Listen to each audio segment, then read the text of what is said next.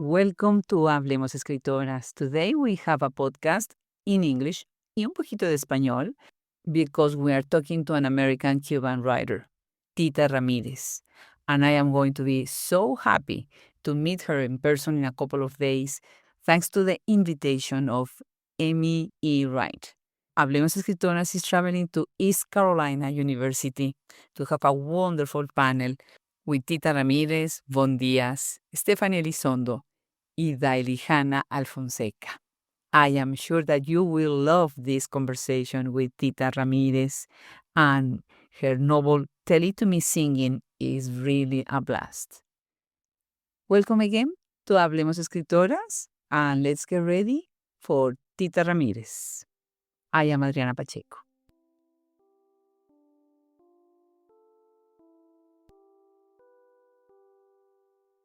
Wow. So welcome to Hablemos Escritoras. I am very happy that in 2 days I'm going to meet in person Tita Ramírez. That's amazing. And I'm so happy that Amy E. Wright invited me to go to North Carolina.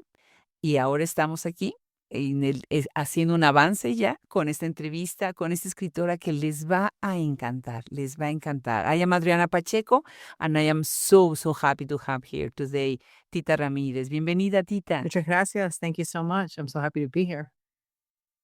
So where are you now? So are you ready to go to the university to give some classes, or where do you live, Tita? I live in Greensboro, North Carolina, which is about 35 minutes from where I teach, which is Elon University. So we're right in the middle of the state. You and I will be meeting up at East Carolina University, which is a couple hours east of me.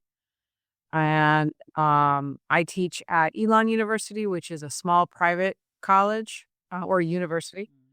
And I teach mostly creative writing. And today is my work from home day. I don't have classes today, but I will have classes. I had classes yesterday. I'll have classes tomorrow. So this semester I teach Monday, Wednesday. It just varies per semester. This semester me tocó Monday and Wednesday for teaching. Tell us a little bit about your students. How is teaching there, and how do you see as a creative professor the students, and what do you think that they have to be taught today? That's a great question. I love my students. I get such an interesting mix. It really depends on the class. Right now I'm teaching an intro class that has a few, mostly second and third year students. But I do have maybe 3 or 4 seniors who will come in, and this happens every single year, spring semester. They'll take Intro to Creative Writing in their last semester of college because they have always wanted to take it. And they were afraid, or they thought, I don't have room because I have to major in blah, blah, blah, and I don't have room to take this, quote unquote, free class or fun class. And then they get the room they finish all their requirements for all their, their major, minor, whatever. And then they say, it's time. I'm doing my thing that I've been wanting to do this whole time. And they're awesome. I mean, 9 times out of 10, what's happened is those kids are real writers, and they've been sort of in the closet, hiding. And they come out, and it's beautiful. And I would say that in general, what I focus on most with my students is voice, we're, right now, of course, the big thing now is AI. What do we do about AI? Are our students going to be lured in by the promise of AI making their work better than what they could do? And I haven't seen a lot of it, but I have seen some, and I'm really starting to have the conversation with them about, why are you here if it's not going to be you? Why are you here? Why are you even stepping into this pool if you're not going to swim by yourself? Like, it's one thing to use, spell check. It's one thing to say, hey, my grammar's terrible. Can you fix my commas? But to go with, to say to AI, hey, can you write me a poem about a childhood memory? No. Then what are you doing here? And so far, so good for the most part. I've had a couple of students, mostly it's when they panic and it's like, oh my God, my story's due. I don't know what I'm doing. I feel like I'm not as good of a writer as these other people in this room. and they'll ask AI to do it for them, and it's terrible. And I know it's AI because it's God. And I literally I had a student a couple semesters ago. I pulled her over to the side. I said, "Listen, I know this is AI. What's going on?" And she said, "Oh my God," exactly what I just said. I panicked. I said, "Listen, your bad work is going to be better than AI's good work any day of the week. Let's redo it." And she redid it, and it was great, actually. She was a great writer. So, we talk about being yourself and the importance of your own voice. I love that. I love that. It's so important. Also, not only to give them confidence, but also just to put things in perspective, no? Yes, exactly. Yeah, beautiful. Exactly. Beautiful. So tell me, where were you born? Because you are a combination between Cuba, Miami, and the United States and Turkey. Tell us a little bit more about your family and your origins. Yes. So I'm bicultural. My mom is Anglo from the US. She was originally from Kentucky. She grew up in the American South, kind of, West Virginia, Tennessee. So she always said that West Virginia wasn't quite the South as far as she was concerned, but Tennessee obviously is. And then my father's from Cuba. He came in the 1960s through Operación Pedro Pan, which was the program organized between the US government and the Catholic Church at the time to get unaccompanied minors out of Cuba when Castro took over. Remember that. Yeah, so he was at Pedro Pan, and he came by himself when he was 16. And he first came to Miami, and because a lot of those kids, when they came over and they were received by, una tía or un tío or, a family friend or, unos primos or whatever. But he didn't have anybody that close here in the States at the time. Eventually, yes, but at the time he didn't. So he came completely by himself, and they put him into an orphanage. Wow. In Miami. There's this place in Miami called Matecumbe, also known as Boys Town at the time. And it was an orphanage, not just for boys. It was actually co-ed. And the problem is that it was overflowing because there were so many kids coming from Cuba. And he went into Matecumbe, and they were overflowing, so they needed to move kids out. So they moved him to a sister orphanage in Louisville, Kentucky. And he moved up there. He finished his high school there. He started college and his young adulthood, and eventually met my mom. And they fell in love and, got married. I was born, and I lived there until I was 3. And then we did a little bit of moving around, first to Texas and then to Louisiana, actually, to New Orleans, where my baby sister was born. And then by the time I was 5, we were in Miami, which I think was kind of the goal eventually, was to get to Miami because that's where, so many Cubans were. That's where the large enclave was. Although there is a very fun fact about Louisville, which is that even in the 60s, there was already, I don't know exactly how or why. This is actually something I need to research, and I may end up writing about at some point in my life. There was a Cuban enclave in Louisville, Kentucky in the late 60s. That's where my mom, who was, total una americana, that's where she learned to cook Cuban food, was through the abuelitas and the older women who were there already. And so, he had a community there. It just wasn't quite what it is in Miami. And so they made their way eventually to Miami, and I grew up from age 5, until my early 20s in Miami. Wow, beautiful. What a beautiful story, and how it was really tough. I can imagine, for all these kids coming from their countries to a completely different country, new everything, new the cold weather, know everything, no food, everything. So yeah, congratulations for him, and beautiful. So now you are here because of that. That's fantastic. Exactly.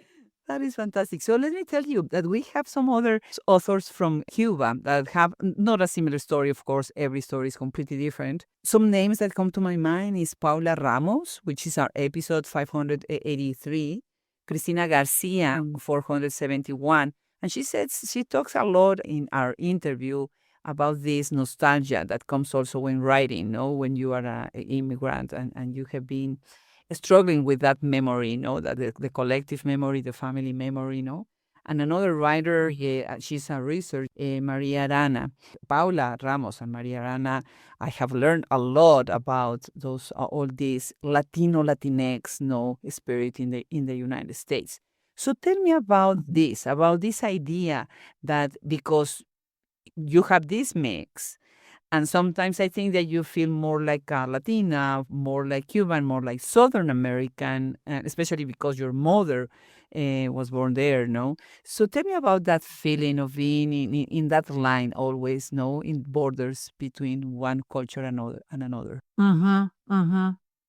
Yeah, it's super weird. And I think because I grew up in Miami, I didn't feel my bicultural identity as heavily as I would have had I grown up almost anywhere else. Maybe if I'd grown up in New York or New Jersey, I would have had the same experience or a very similar experience. But because I grew up in Miami, especially in the 70s and 80s, where it was, and I didn't even really grow up in a super, super quote unquote Cuban neighborhood. Like I wasn't growing up in Hialeah, which is the city where, I mean, I don't know what the statistic is off the top of my head, but it's something like, I don't know, 70, 80% of the folks who live in Hialeah are of Cuban descent.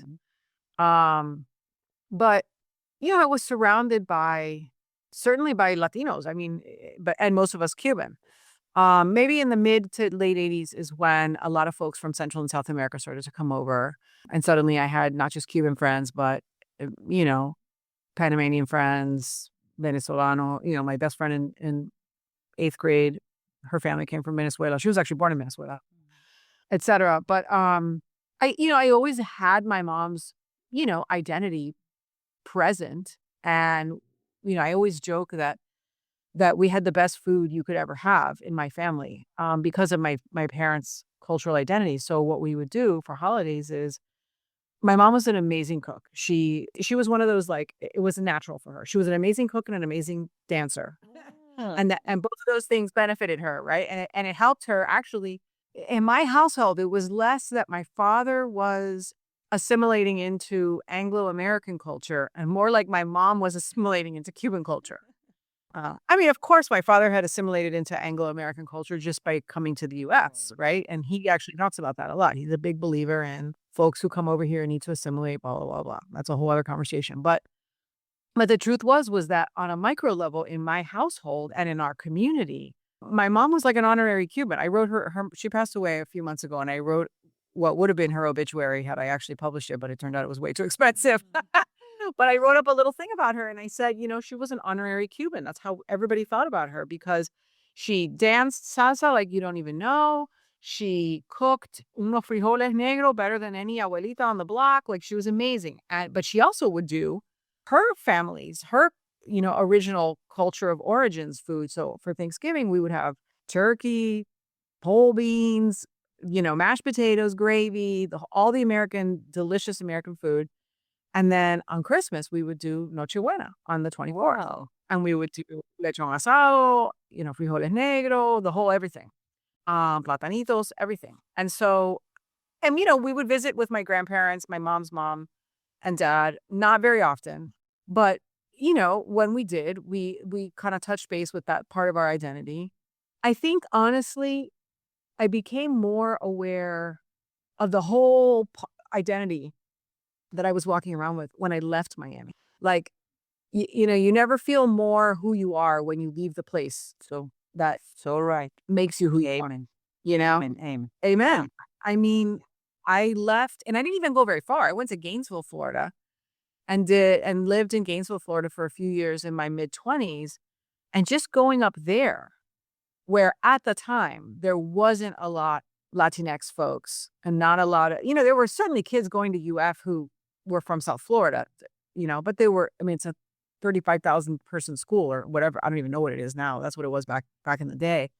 But just being in, so, I know one of the things we want to talk about is this idea of the South, right? And is Miami the South? Is South Florida the South? Florida is in the South of the United States, but the truth is at least back in the 90s, which is when I was, in my mid-20s, I didn't know I was in the South until I went to Gainesville, which is 6 hours north, right in the middle of Florida. And suddenly people had Southern accents, like the folks who grew up there. And they said, y'all. And, and I was like, wait, what? And it all kind of came clear, And then I was I just felt very Latinx at the time, even though, I'm bicultural and half of my family, certainly the half that spent any kind of time in like Tennessee or any of those places, are going to have Southern accents. But yeah, it's strange. And now being up here, really strange. Like on the one hand, I feel myself acclimating to Southern culture, Southern American culture Mhm. to a certain extent. I have been here almost 30 years, I think. I can't even do the math. Since the late 90s, however long that's been, right? Okay.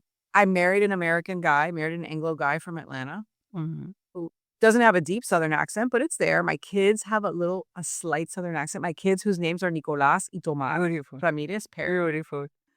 they'll say y'all, it's like, wow, we really are mixing up our cultures. That's beautiful. That's beautiful. And so I don't know. It just, yeah. And I do feel, I feel my Latinx identity more here probably than I ever have. Yeah. What a great idea, Amy, to invite us to Greenville to talk about this, no? Because it's a topic that has not been very well explored, which is the mix between all these mentalities and la comida. Ya se me antojó muchísimo lo que hace tu mamá. And that idea of dancing. O sea, nosotros latinos, ¿qué hacemos? Bailamos, bailamos. O sea, yo nací en México y también bailo. Y obviamente lo tenemos de alguna manera también embedded, ¿no? In our bodies, I don't know, ¿no? Fantastic. So, Tita, congratulations for that. And I think this was a beautiful introduction to start talking about your writing. And tell me a little bit, how was that feeling, that the impulse of starting writing? And you move between fiction and nonfiction. And finally, these short stories became a book, a novel. But at the same time, you also write essays and other kind of texts. In which moment, when did you feel that the call of nature for writing? No, Do you mean writing in general or towards writing a novel? in general. Um, I would say, well, when I was in college, I sort of avoided the idea that I might be a writer. I knew that I liked language. I knew I liked words, but I'm actually getting ready to be at a literary festival. The day after we'll be meeting at Eastern Carolina University, I'm going down to Mount Pleasant, North Carolina to do a lit fest and do a talk on my journey to become a writer. And I've been thinking a lot about this because, I went to college at FIU in Miami and I was going to be a child psychology major. And then I was going to be an advertising major. And for a minute, I, dabbled around in public relations. Like I finally decided like, okay, I'm going to study communications. And with, under communications, there's a lot of branches at FIU. They have like, you can do PR, you can do advertising, you can do print journalism, and you can do broadcast journalism. I tried all of them except for the print journalism because I was like, oh, writing, no way, forget it.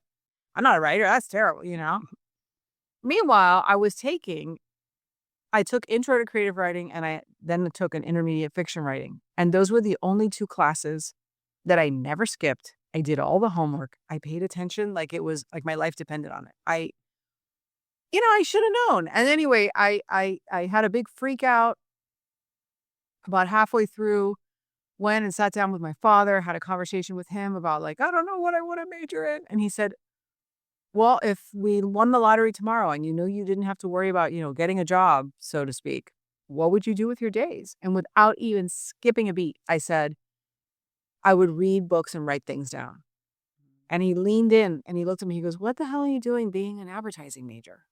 Be an English major. And I was like, oh, God. And I think I just needed permission, So I switched my major and I was an English major with an advertising minor, but they didn't have like a creative writing major. And so I didn't have to make that decision. Like, oh, am I really going that route? I just kind of let myself stick around with like English, literature, And then I went about my life. And about 4 years after I graduated, I was living in Gainesville, Florida. I was working a job, just paying the rent, trying to figure out what am I doing with myself? Who am I? And I met a guy who had gone through the Master of Fine Arts program at the University of Iowa, which is the most famous creative writing workshop at the master's level that you can do. It's like going to Harvard Med School. Wow. And I did not know that. I did not know that at the time. I didn't even know that an MFA existed. But he kind of schooled me on it. And I was like, wait, what? You can go to grad school for creative writing? And he was like, yeah, And he explained the whole world to me. And that was when I knew. That was when I finally kind of came out of the closet myself as a writer and said, I think this is who I am. I think this is what I want to do. And I started writing all the time. He sort of was a guide for me. He was like, you got to read this writer, blah, blah, blah. I started taking classes. I was living in Gainesville and I was working at the University of Florida as a secretary. And you can take free classes if you're an employee of a university usually. And so I started taking creative writing classes and improving my writing and getting a manuscript together. And I eventually applied to graduate school to a couple different places and got in. And actually, I applied to 13 places and got in 3 because that's how it goes in creative writing. And one of the places I got in was UNC Greensboro. And I came here. That's where I decided to go. I came here and I went to grad school, graduated in 2000 and just kept on writing and it took me forever to publish my first novel. Mhm. And it is a beautiful novel, I have to say. So all the time that you spend writing the novel and then all the struggle to publish it, yeah, it was worthy. It was amazing. Actually, for all people listening to us, Tita is the first interview of these 4 fantastic writers that I will interview in North Carolina, in East Carolina University. It's going to be Fon Diaz, Stephanie Elizondo, and Dailihana Alfonseca. And I am very curious to see if they say more or less the same that you did, that sometimes we don't want to recognize that you are writers. It's something that comes inside of you, and you can avoid that feeling, that really the passion of writing a book. And let me tell you, when I read your book, Tell It to Me Singing, and I knew about that this began with a short story. You can imagine how many times I have heard that in all these 7 years of Hablemos Escritoras. No 7, I'm sorry. It's almost 9 years. Oh my goodness. In Hablemos Escritoras. So, and tell us about that story, that first, the short story, and suddenly you realized that this was going to be a novel. But at the same time, there was also inspiration from many people around you to write the novel. No, a friend. So tell us about that. Your mother, that idea of the secrets that we keep in our families. So tell us about that. In 2009, I started working on a short story about a young woman named Mónica who lives in Miami, who works at a dermatologist's office, and who is dating the guy who delivers the water. And his name is Robert. And she realizes that she's pregnant. And it's the story of the weekend that she realizes she's pregnant. And it's her kind of trying to decide, what direction do I want to go with my life? Do I want to stay with Robert? She knows she wants to have the baby, but she doesn't know whether or not the path that she's on is the right path. There's a complicating factor, which is that she is still in love with her ex-boyfriend of 5 years, Manny, who, it didn't work out with him. And Robert was kind of the rebound guy. And suddenly now she's tied to him forever in one way and trying to figure out, am I really going to get tied to him, et cetera. And I had really a lot of fun writing the story. I had a lot of fun exploring her character. And her mom was in the story a little bit. Her family was in the story a little bit, but not a ton. Mhm. I finished the story. I published the story in a really lovely magazine called The New School that is now solely online. But the story is actually online. So I'm really grateful that they were able to take my story online. And it's called Geography. And I was like, okay, done. Time to think of a new story. This is what I'm doing with my life. I'm writing short stories right now. I thought I was going to put together a collection of short stories, which is what a lot of fiction writers do. I couldn't stop thinking about Monica, and then I started thinking about her mom and her family and who are they? And I think what happened was I just had no other interest and I just wanted to keep writing about them. So I did. I just was like, well, I'm just going to keep writing about them. And I started writing about her mom and her family. And I realized, okay, well, I need some plot. I need something to be happening, because you can't really make a story if there's nothing going on. If you don't have a problem of some kind or a conflict of some kind, you don't really have a story. And I said, well, what could go on? First of all, I was sort of exploring, how would her mom feel about the fact that she got pregnant with Robert, all that. And then I was like, well, what if something's going on with her mom? And my best friend, Tony, who I've been best friends since college, his mom, he's Cuban American. He grew up in Miami, very similar story. More similar to Monica than to me. Monica's not bicultural. Both her parents came from Cuba. They actually came on the Mario boat lift in 1980. Anyway, Tony's mom had a really bad heart problem. She had a aortic aneurysm, and which needed emergency surgery. And when they did the surgery, the recovery was very, very hard. She had a lot of complications, and she was basically in a coma for 3 weeks. Wow. Like a medically induced coma. Like they needed to keep her sedated in order for her body to heal, because it was just it was horrible. And I thought, I wonder what would happen if I kind of stole that and gave that to Monica's mom. And so I tried that out, and I was working on that. And at some point I realized this is going to get more complicated. And I was thinking about Monica's mom, Mirta, and I was sort of, building her out. And I thought, what if she says something to Monica that kind of blows her mind? And I got that idea because when I was in my early 20s, my mother told me a secret that I never knew, which was that she had been married to someone before my father in Louisville. Oh. There was a guy that she had met, and,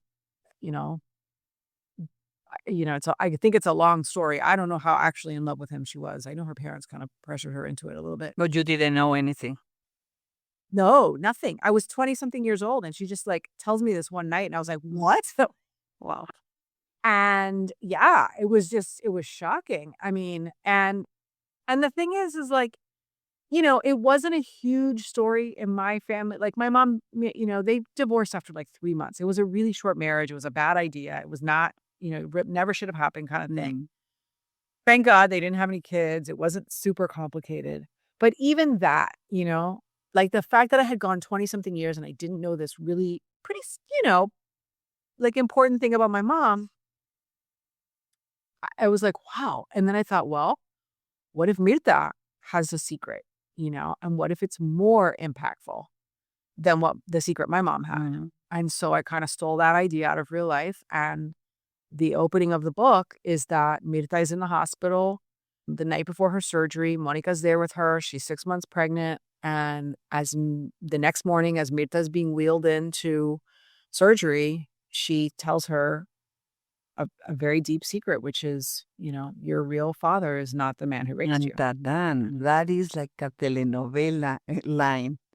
Amazing, me encantó. O sea, Abismo de Pasión, okay, is the soap opera, the telenovela that goes under this, no? But you wrote the line as I was watching a telenovela, ¿no? Me encanta, me encanta. ¿Por qué? ¿Por qué mezclar una telenovela, con un drama actual de la vida real? Porque me di cuenta cuando estaba escribiendo que lo pudiera hacer. I thought, I knew that Mónica and Mirta would watch a telenovela together. Yeah, I knew Mirta would watch a telenovela. I just decided, let's make her kind of a traditional Cuban mom who's going to have a telenovela that she loves and she watches in the night, in the evening. She drinks her cafecito. And then I thought, and Monica's totally going to watch it with her. Whether she's really into it or not, she's going to sit down with her mom and that's even kind of stolen a little bit out of my real life, because when my mom was alive, whenever I would go visit her, she would watch. She was really, really into. She just watched a ton of TV. That was sort of what she did in her retirement. She would just lie on her couch and watch her shows. And it's I would sit and watch with her. Even if I wasn't super into that show, it's a way to spend time. It's a way to hang out. Some shows I would watch with her. Other shows I'd be like, I'll go clean the kitchen while you watch this one. I'll come for the next one or whatever.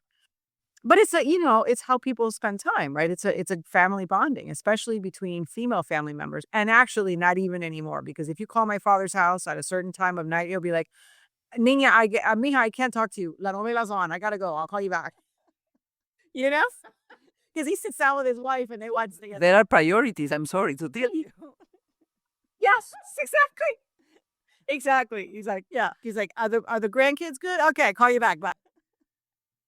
Pero no, me di cuenta que, I'm writing this novel. I'm writing this story of this mother and this daughter who watch this fictional telenovela, in the story. And I thought I could use the tropes, the classic tropes of a soap opera or a telenovela and play off of them in this novel and kind of create some thematic layers having to do with the idea that, we all think that our lives are not dramatic, that we make the right decisions, that we have it together. You watch a telenovela or a soap opera or any kind of like really high drama movie, TV show, or even a book, and you think, and part of the reason we're watching it is to be like, oh, look at what they're doing. Look how they're living their lives. But the truth is that if you go talking to anybody, after a few minutes, if you really get them talking and they get really honest and you start peeling back the layers, you realize, most of us have made decisions that maybe weren't the healthiest or weren't the best idea. Or, most of us have texted that ex when we really shouldn't have texted or called that ex. You know what I mean? It's like, it's a little bit of a reckoning on who we actually are as people and the power of connecting to each other as a way of getting out from underneath some of those tendencies. And it was fun. And it was fun. And it was so fun to write the fictional Abismo de Pasión. That was a blast. I was like, hey, I get to write a telenovela. Yeah, let me tell you a story. I grew up with my mother. She had to work, and one of our nanas, we had a nana, so something that is very traditional in Mexico and other countries of Latin America. She watched telenovelas, and she loved the telenovelas, as you said, every single afternoon, no? But my mother hated them. So I was completely, forbidden. I couldn't watch them. And it was very funny because every time we heard, tu mamá ya viene, and open the door, no, in that moment we turned off the TV, and she knew that we were just glued to the television, and it was a very nice way of women bonding also. Tell us about that, because your mother and your grandmother are, I think that they are very present in what you write and all the things you imagine for writing. And also this friend, Nina Rick, what a beautiful way to, I am, ya me estoy conmoviendo, to recognize friendship. That's beautiful. I read that piece that you wrote on Literary Hub, finishing a memo with months to live. And it was tough. I can imagine that it was not easy for you, to lose a friend like that, no? Absolutely. It was awful. She was someone who I met a few years after moving here and getting married and having my kids. She was a poet. She had actually gone through the same graduate program and had stayed in Greensboro to raise her own family. And we met through mutual friends who were also writers, and we almost instantly became best friends. And a few years into our friendship, she was diagnosed with stage 4 metastatic breast cancer, which meant that she only had, from diagnosis to the time she died, it was about 2 years. And in those 2 years, she started writing a memoir. She started writing essays that started to get published. And then she got an agent who said, are you working on a book? And she said, I think I might be. And so she wrote this gorgeous memoir called The Bright Hour, which everyone should read. It is the funniest cancer memoir you'll ever read. And also the most beautifully written. She was a poet. Let me remind you, she was a poet, and she had just an unbelievable command of the language, and an unbelievable outlook on life. And she was a guide for me. And what's crazy is that she never read my book. I was so nervous and neurotic. I was writing the whole time we were friends. And she was instrumental in helping me stick to it and keep going back to it and don't give up and keep going. And she helped me paint my little writing office that I rented downtown here in Greensboro. You know, she was such a support system for me. And interestingly, the mother in my book, Mirta, is kind of a combination character. I was just talking with my students yesterday about utilizing real life experiences or real people that you know and kind of building off of them to build fictional worlds or fictional characters. And Mirta is very much a combination of my mom and Tony's mom, my best friend Tony's mom, not just in the fact that I stole her medical condition, but Mirta's personality and Tony's mom's personality have some overlaps. And then Nina's mom, Janet, who was a really cool person, who unfortunately also passed away from cancer about a year before Nina did. Yeah, it was really, and that's all in the book. It's really, really interesting and tragic and beautiful and funny and all of the things. But Janet was tremenda, as we say in the Cuban community. And she's a little bit Mirta. And Mirta and Monica's relationship is actually built a lot on Nina and her mom's relationship, even more so than mine and my mom's relationship. Yeah. When I realized that Monica's relationship with her mom was different than mine, I was like, okay, I gotta figure this out, And I was talking about it a lot with my friends, and Nina's husband is one of my good friends, and he actually did read the book. After Nina passed away, I finally, got a draft of the book finished enough that I felt like I could show it to people. And he was one of the people I showed it to.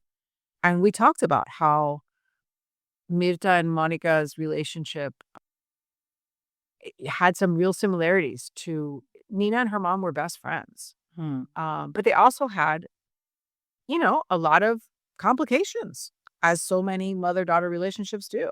Yeah. And so it was really helpful to think about the way they interacted and kind of build out the mother-daughter relationship in my novel based on them. Beautiful. Beautiful tribute. Yeah, beautiful. You say something, this idea, I love this concept of tying someone on our stomachs. And then Nina used to read Montaigne. That for me, Montaigne has wisdom and knowledge, a great writer and philosopher. Now that you finished this book and this book has been all around, do you have any ideas to take some part of the stories that you couldn't finish in that book and continue this in something that can extend a little bit the story of the family, Mónica, and all the other characters in this book? I have thought about it. Juan is a character who I wrote a lot of stuff about him. I wrote an entire section in his voice that got cut. It was cut before my editor ever saw the book, actually. My agent cut it. And rightfully so. It needed to be cut. She was right. But it's there. It exists. He was a character who fascinated me.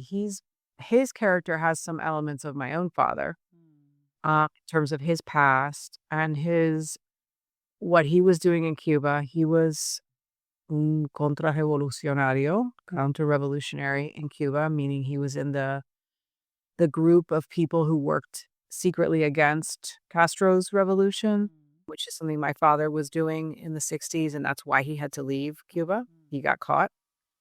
And what I didn't know until I started researching my book is that those efforts continued way past the 1960s. Wow. Made it, yeah, into the 70s. And probably, obviously we know there's still stuff happening, but I don't know that it's happening in the same way. But yeah, there were groups in the 70s, and this character Juan was part of one of those groups, and he got caught and he got sent to jail, and then he eventually came to the US and he got involved with some stuff here in the US. And so I wrote a whole thing about him that may end up going somewhere one day. I'm not sure. I'm also kind of interested in her aunt and uncle, Tío Fermín y Tía Gladys. I find them to be kind of interesting characters. Tío Fermín has a little bit of a, his story of coming over here is based on my father's story. He's a Pedro Pan. He came in the 60s, whereas her parents came in the 80s. Ingrid Mariel. So now you have the books. You have everything. Just sit down and start writing. That's all. So Tita, now we're closing this conversation that I really, really like. But this is the moment for a challenge. And you have to answer these 3 questions with a very, very short and precise sentence. Cortitas las respuestas, pero bien centradas. And I'm sure that this is going to be a challenge because I'm sure that you have many things to add to these questions. So the first one, what is the strangest thing you do while you are writing? I talk to myself and I act out the scenes that I'm trying to write when I'm having trouble figuring them out. Oh, Tita, I want to see that. Especially if there's gestures. If there's hand motions or facial expressions, I do them so I can figure out how do I write that. So someone knows what I mean. Yeah. That's beautiful. Okay, second one.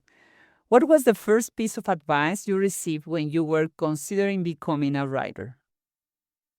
Read poetry. Beautiful. Beautiful advice. Fantastic. Okay, and last one. Do you think about the reader while you are writing? Not literally, but I think that they are always there in the back of my mind. I love you. You really did it. It was short and precise. Fantastic. The only time I have been this whole interview. Tita, qué gusto tenerte en este micrófono. Me encanta esta mezcla de todo, de cultura, de historia, de tradición, de idiomas. That is what America is made of. People like you, and we are so proud at Hablemos Escritoras to have you today. And I am eager to see you in person in a couple of days. Same. And thank you so much. And thank you for having this amazing podcast and for your interest in writers and language, specifically Latinas. It's beautiful that this exists. I'm so excited and so honored to be a part of this. No, we are. And thank you in the name of all the team. Muchísimas gracias, Tita. Va un abrazo enorme. Igualmente, un abrazo. Te veo en 2 días. Thank you again to Tita Ramírez, and thank you, Amy E. Wright, for making this interview possible. I am Adriana Pacheco. I really love this conversation, and this is one of the examples of what is happening today in the United States. We have such fantastic women writers in that country. Hablemos Escritoras es literatura, entrevistas, reseñas, audiolibros, documentales, traducción y la enciclopedia más grande del mundo en escritoras de origen hispanohablante. La producción de Hablemos Escritoras es por Adriana Pacheco y Andrea Macías. Edición de audio y masterización por Cristian Josefi. Preparación, coordinación, social media e imagen Brenda Ortiz. Colaboradores del proyecto Liliana Valenzuela, Francesca Denstedt, Anjane Delgado, Isabel Ibáñez de la Calle, Rosemary Salum, Teresa López Pelliza, Valeria Rey de Castro, Julia Santibáñez. Artista residente Mitana Boikova Josefi. Difusión literaria y de proyectos, Alexander Boisin. La increíble imagen de Hablemos Escritoras es gracias a Enigma Diseño y nuestra poderosísima plataforma a Nasolab. Yo soy Adriana Pacheco, todos los derechos reservados, Austin, Texas, 2026.